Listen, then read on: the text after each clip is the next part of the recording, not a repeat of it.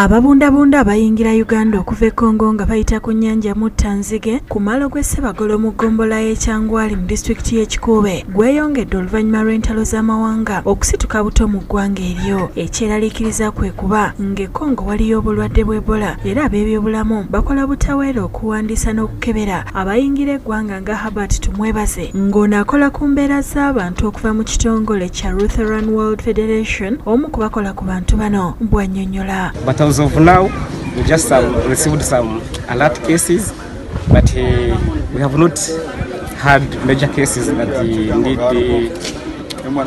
major interventions. Tumwebaze agamba nti baliko abantu bebawa obujjanjabi n'ebyokulya. When we feel that someone has gone beyond the normal temperatures, then we call doctors from the settlement so that this person is isolated. Ebyo we bijjidde ng'ekitongole ki Action Aid kitegese omusomo gw'abantu ebuseruka okubabangula ku biri mu alipoota y'amafuta bye balina okwogerako mu kubaganya ebirowoozo okugenda okubeerawo olunaku olw'enkyanga Didas Muhumuza bw'annyonnyola. N'ebintu ebisinga ebirimu ebikwata ku bantu bano biba bikwata ku ttaka, bikwata ku impact ezijja n'ebyo abantu okuyiika mu kitundu kino kyewaniise influx of people, ebintu by'okufuna emirimu n'ebintu by'okulabirira obutonde, ebintu ng'ebyo byebikulu ebimu kati bano abantu bitegeera kibayamba nnyo ne babeera ne chance y'okubigobera okulaba ebintu ebyateekebwa mu report n'engeri gye bagamba bajja kuba babikolako babigoberera. Ssentebe w'eggombolola ya Greater Buseruka Tinkasimire ali alambuludde bw'ati ku lukungaana luno lwagamba nti lwakuyamba nnyo abantu.